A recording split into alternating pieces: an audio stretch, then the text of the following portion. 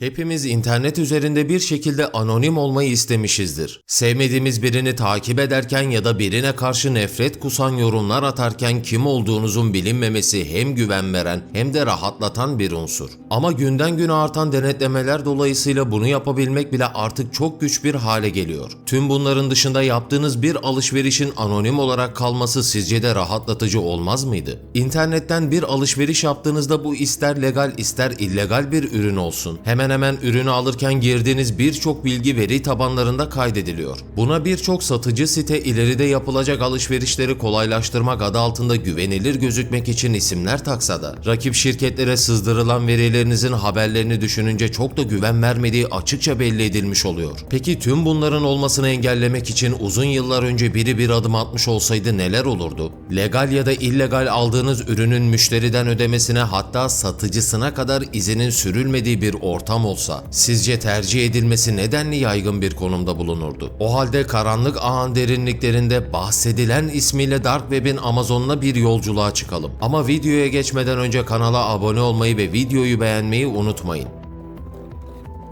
Karşınızda Dark Web'in ilk modern pazarının yaratıcısı Rose William Albright. Bu zamana kadar Dark Web alanında ortaya çıkan tüm illegal pazarların neredeyse fikir babası konumunda bulunan kişisi. William eğitimini Dallas'taki Texas Üniversitesi'nde tam burslu alan ve yüksek lisansını Pensilvanya Eyalet Üniversitesi'nde malzeme bilimi ve mühendisliği üzerine yapmış birisi. Okuduğu dönem boyunca oldukça başarılı ve kariyer sahibi olacağı düşünülen William, herkesin aksine farklı düşüncelere sahip birisiydi. Tam olarak bu düşüncelerini de üniversite yaşamında edindi. Okuduğu ve desteklediği siyaset felsefesinden ekonomik görüşe kadar birçok alanda diğer insanlardan farklı düşündüğünü keşfetti. Aslında William hep özgürlükçü idealist düşünce yapısına sahip biriydi. Ama üniversite yaşamına kadar bunu çok da net bir şekilde ortaya koymamıştı. Günlüğünde bahsettiğine göre, hatta kız arkadaşının da dile getirdiğine göre hep düzene karşı daha özgürlükçü bir şey yaratma düşüncesini benimsiyordu. İşte bu düşünceler ona 2011 yılında karanlık ağ dendiğinde akla gelecek bir siteyi yaratma fikri verdi: Silk Road. William'a göre zamanın oldukça popüler bir ticaret yolu olan İpek Yolu, tıpkı kendisinin de benimsediği gibi özgürlükçü bir şekilde ticaretin yapıldığı bir yerdi. Ve kendisi de bu ismi öncü edinerek insanlara anonim şekilde alışveriş yapabilme imkanı sunacaktı. Kim bilir, belki William'ın kendisi bile bu yola çıkarken olayların bu denli büyük bir hal alabileceğini bilmiyordu. Dünyanın pek çok yerine uyuşturucu satabileceğini ya da belki de 100.000'den fazla kullanıcının sitesi üzerinden alışveriş yapacağını düşünmemişti. William'ın temel bir amacı vardı. O da insanların internette anonim şekilde geride hiçbir iz bırakmadan dilediği şekilde alışveriş yapabilmesiydi. Ona göre uyuşturucu kullanımı kişisel bir tercihti ve bu ne hükümetler ne de polisler tarafından engellenmeliydi. İnternete anonimliğin başlangıcı olarak önce siteyi izlenemez tarayıcı Tor ile girilebilecek bir altyapıda tasarladı. Buraya kadar bir problem yoktu. Ama asıl sıkıntı bu da değildi. İnternette her ne kadar anonim olarak dolaşılsa da iş alışveriş yapmaya gelince kullanıcılar kredi kartı ya da benzeri şeylerle işlem yapmaya kalkarsa bir şekilde geride izlerini bırakabilirlerdi. Ve William bunu asla istemiyordu. Onun ilkesi çok basitti: tam anonimlik yaratmak istiyordu. 2010'lu yıllarda Bitcoin henüz yeni popülerliğini kazandığı sırada William da Bitcoin ile ilgileniyordu ve aklına müthiş bir fikir gelmişti. Kullanıcılara tam anonimliği sunmak için sitede ödeme yöntemini yalnızca Bitcoin olarak belirlemişti. Böylece kullanıcılar alışveriş yaparken izlerini bırakacakları bir şey kullanmamış olacaklardı. Buraya kadar her şey tamamdı ve William ileride neler olacağından habersiz şekilde Şubat 2011 tarihinde Silk Road'un startını verdi. Başlarda yalnızca kendi uyuşturucu mantarlarını satarak başladı. Birkaç ay içinde 1000'e yakın kullanıcı site üzerinden alışveriş yapar hale gelmişti. Henüz birkaç ay geçmişti ki ünlü blog sitesi Gawker üzerinde bir makale yayınlandı. Makalede anonim şekilde her türlü ilacı alabileceğiniz bir yeraltı sitesi olarak Silk Road gösteriliyordu. Bu William'ın beklemediği bir durumdu. Makaleden sonra Silk Road'un ünü o kadar artmıştı ki artık yalnızca William değil, daha pek çok satıcı Silk Road üzerinden uyuşturucu satmaya başlamıştı.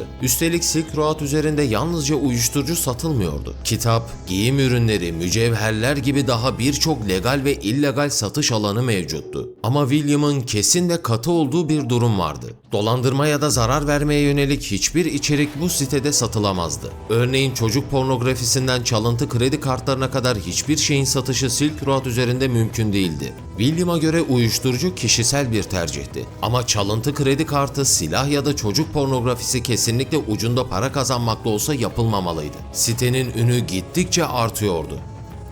İşler öyle bir noktaya gelmişti ki 100.000'den fazla kullanıcı, 3.000'den fazla satıcı Silk Road üzerinde işlem yapıyor ve her biri anonim olarak aldığı hizmetten son derece memnun gözüküyordu. Üstelik William diğer pek çok yerde olmayan yenilikler de getirmişti. Müşterinin mağduriyet yaşamaması adına alışverişten sonra para emanet kasada tutuluyor. Ürün müşterinin eline geçtiği teyit edildikten sonra para satıcıya teslim ediliyordu. Teslimatlarsa oldukça basit ve yaygın bir örnekti. Bir kullanıcı siteden istediği herhangi bir şey sipariş ettiğinde yalnızca anonim bir posta kutusunun adresini vermesi yeterliydi. Böylece hiç şüphe çekmeden alışverişini yapmış ve ürününü teslim almış olacaktı. Silk Road'un ünü günden güne daha da büyüyordu. Öyle ki geldiği son durumda site için Dark Web'in Amazon'u deniyordu. Sitede legal üründen illegal ürüne kadar 24.000'den fazla ürüne rahatça erişim sağlanabiliyordu. Üstelik alışveriş yapan kullanıcılar satıcıları değerlendirebilme imkanına sahipti. Bir satıcının iyi mi yoksa kötü mü ürün sattığını ürünlerin altına gelen yorumlardan çok rahat bir şekilde öğrenebilir. Bunun neticesinde de alışveriş yaparken kolay bir şekilde satıcı tercihi yapabilirlerdi. Silk Road'da bulunan bu denli yenilikçi durumlar daha önce hiçbir pazarda yoktu. Kullanıcılar birçok pazarda girip sipariş edilen ürünün eline geçmemesi ya da satıcının dolandırıcı olması gibi pek çok sorunla karşı karşıya kalırken Silk Road üzerinden güvenle alışveriş yapabiliyor olmak siteyi daha da aktif konumda tutuyordu. Yalnızca illegal ürünlerin satılmıyor olması da internette anonim olarak bir ürüne erişmek isteyen birisi için oldukça cazip bir durumdu. Yalnızca yüzeysel internette kendi izini bırakmadan istediği ürün her ne olursa olsun buna erişebiliyor ve rahatça alışverişini tamamlayabiliyorlardı. William için işler oldukça yolunda gözüküyordu. Başlangıçtaki gibi artık ürün satma ihtiyacı yoktu. Yalnızca sitede ürün satmak isteyenlerden aldığı bir kira bedeli ve satılan her üründen aldığı %8 ile %15 arasında değişen komisyonuyla ilgileniyordu. Ama anonim bir ağ oluşturmak istiyorsanız önce kendinizin de internette anonim bir durumda bulunmanız gerekir. Yüzeysel internette bıraktığınız her bir kırıntı nihayetinde yıllarca depolanabilecek bir yapıda bulunuyor. Yani birisi sizinle ilgili bir bilgi edinmeye koyulursa, yüzeysel internette bir gönderinin altına attığınız öylesine bir yorumdan bile sizi eninde sonunda bulabilir. İşte William da geçmişte anonimlikten uzak bir hareket sergilemişti. Bir forumda Altoid ismiyle bir konu açmış ve programlama hakkında yardım istemişti. Başlarda belki de yakalanmak için pek bir şey yok gibi gözükebilir. Ama Silk Road hali hazırda 100.000'den fazla kullanıcının dikkatini çektiği kadar FBI'den IRS'e herkesin zaten dikkatini üzerine çekmişti. Ve internette bir dönem tam anlamıyla anonimlikten uzak şekilde üstelik farklı bir kullanıcı adıyla bir işlem yapmış olsa da William bu işlemi yaparken gerçek e-postasını kullanmıştı. Bir IRS müfettişi bu olayın peşine düştü. William uzun süre boyunca izlendi. E-postanın asıl kaynağı araştırıldı ve doğrulandıktan hemen sonra Ekim 2013 tarihinde San Francisco Halk Kütüphanesi'nde William tutuklandı. İnternette anonim olarak geçen 2,5 yılın ardından William artık tamamıyla tespit edilebilir birisi olmuştu. FBI, William'ın bilgisayarında yaptığı incelemelerde Silk Road üzerinde 10 milyona yakın Bitcoin'in işlem gördüğünü doğruladı. Bu neredeyse dönemin Bitcoin'inin %80'inin Silk Road üzerinden işlendiği anlamına geliyordu. Üstelik Silk Road'da 1 milyondan fazla legal ve illegal işlem yapılmıştı. İşlem yapanların %30'u ABD'den, geri kalanları ise Fransa, Rusya, İngiltere olmak üzere toplamda onun üzerinde ülkeden hizmet alan kişilerdi. William bir bakıma istediğine erişmişti. Anonimlik ilkesini esas alarak dünyanın pek çok yerine hizmet sunmayı başarmıştı ama en nihayetinde geçmişteki ufak bir hatasından dolayı yakayı ele vermişti. İncelemeler yapıldı ve Silk Road üzerinde işlem yapanlar adı altında William hariç 130'a yakın tutuklama gerçekleştirildi.